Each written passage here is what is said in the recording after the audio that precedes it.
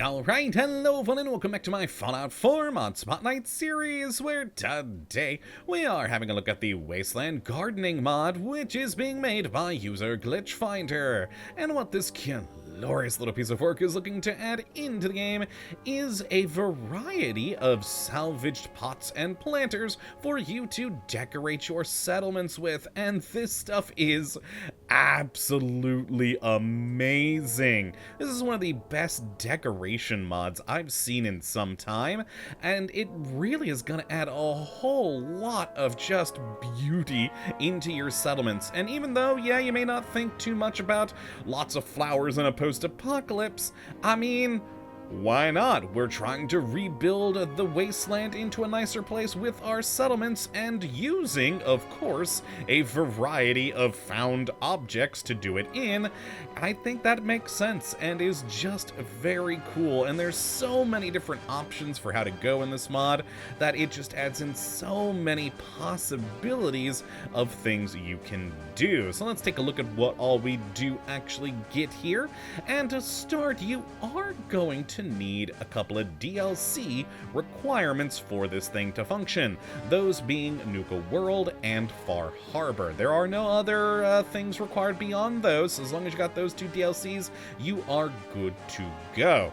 Now, to actually build them, you are, of course, going to need to go into your workshop building mode, and you'll find all these magnificent items in the decorations category, and then on down to the new Wasteland Gardening category. And in here, you've got a number of different, subcategories within it for you to use. So let's just take a quick look through some of these. We are going to go too in depth because, well, I mean, again, just look at all of the options. I did not repeat a single item in this list. I have all of them out there. And yeah, you got a lot of things you can place in your settlements with this. So the first category that we have is the tabletop pots, though of course they can be put onto any surface, as you can see down here.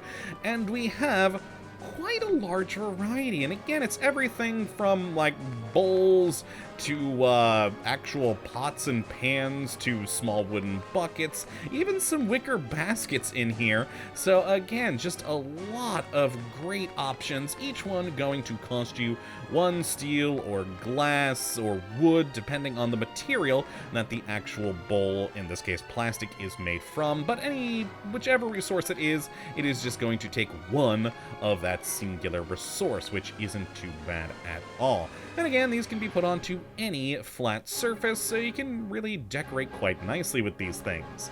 Now the next, which is kind of into two categories here, we have the hanging pots and the snapping pots. Now the free hanging pots here are quite nice because they can be put to any roof surface. So if we just jump over here and place them, you can see that we can do this just like we do with like ceiling lights and fans and other decorative objects like that.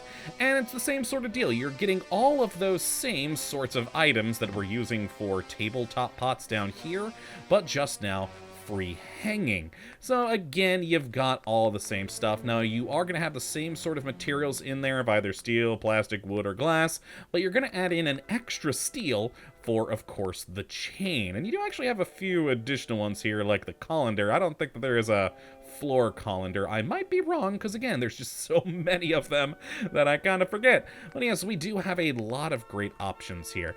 Now, the difference between these free floating ones that you can just place on any ceiling surface and the snapping pots is that, well, the snapping pots snap to things. So for instance, we'll get a little bit ahead of ourselves with some things over here, but we've got some ceiling mounts, which we'll look at in a moment, and you can then hang these pots, these snapping pots, from those, and these snapping pots can snap to one another. So you can make large chains of these different snapping pots, which is real cool. And you have all the same pots in here as you do with the freestanding ones.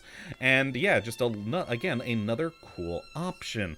And the ability to snap them not just to anchoring points, but also to each other is really cool. So you can make whatever sort of design you want with these things, which is just amazing. As you can see with some of the things that I have placed on the signpost, etc. here, which is what we're going to talk about next. We have the hooks and chains, where we have quite a number of items and ways for you to then go about hanging your snapping pots. For instance, we have a couple of different wall mounts. If I actually go down here where I've placed these, we've got 4 different kinds of wall mounts that you can put out there, each one requiring 1 steel to make. There are then 2 different ceiling mounts, whether you want a hook or an eye ring.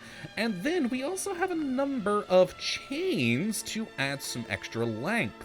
So we have these short chains here, and then we have 3, whoops, I went out too far, 3 different sizes of just regular chains, where we either have a short-ish, a medium, and a long one. And each one of these will not only snap to the anchoring points, but also to one another, and then of course to the snapping pots, which is pretty cool. So you can make, again, just all sorts of different designs by mixing and matching these different snapping elements.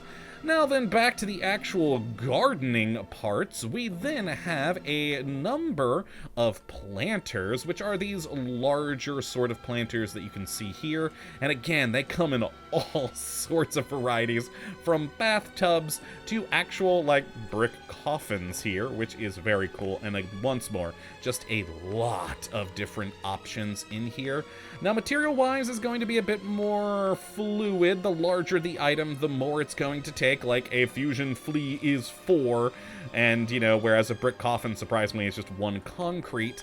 But we have a lot of different style options in here, so again, a lot of cool ways to go about it to decorate exactly what you're wanting. The wooden coffin kind of freaks me out for growing things in that. Hopefully you remove the body, but who knows. And then finally, we have the barrel planters, which is just a large selection of different in-game barrels of different textures and styles and models, all requiring 2 steel for you to make, and of course, having, well, different plants within them. Now, you may have noticed as we've gone through all these different planters, you haven't actually had any of the plants within them, and that's one of the kind of neat features that I both like and dislike about this mod, is that every time you place a barrel, it randomizes the thing that goes in there. Now, I like this feature because it makes it a little bit more organic, and it's going to be really easy to make it so that your decorations you put in your settlement are diverse. You're not having to switch between a number of different flowers, or even decorations. We even get some gnomes in some of these things, as you can see here. So it's nice in that regard, but I also kind of dislike it because I do like having the ability to choose for myself. But that is sadly not what you're going to get here. The choice that you have is in the object you plant the things in, but then the flowers will randomly generate themselves. And of course, if you ever want to reset it, you can just, you know, scrap and then replace. Actually, I haven't tested this out yet. No, if we do move it, it will keep the flowers that are selected. So yeah, but it's easy enough just to scrap and rebuild, and you'll be good to go if you don't like that particular flower. But yeah, I really love the variety of different planting objects that we do have here. And oh boy, let me actually put the time back to a better one so we don't have all the shadows there. Lovely. It's just such a great selection of things. Oh my, did I actually forget the signpost earlier? I think I may have gone past them. Yes, I ended at the chains. Then after the chains, I apologize, we have a clothesline pole and then 2 different colors of signpost. Each one will have, of course, the snap points for those lovely snapping pots that you can then hang off of.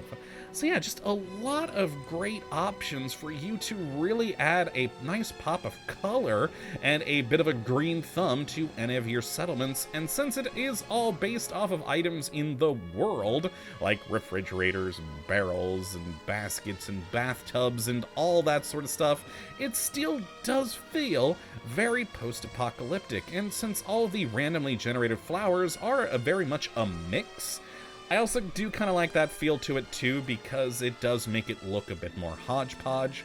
and just overall, it's a neat mod that I have very much found myself enjoying, and I plan on using in my favorite settlements to make them look a bit more cool. But hopefully you have enjoyed this video today and would like to check out this mod. And if you would, check out the link in the description of the video. As per usual, definitely give it a chance. It is just such a fun mod to play around with.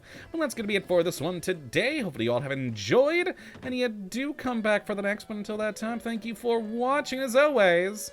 Well, have a good one.